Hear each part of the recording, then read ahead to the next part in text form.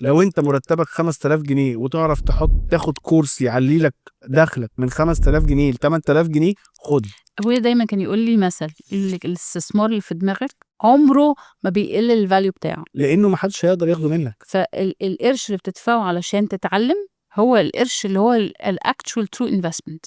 انا في كلمه قلتها قبل كده وانا بحب اقولها قوي، يعني ده مثل يقول لك ايه: money is the best slave and the worst master.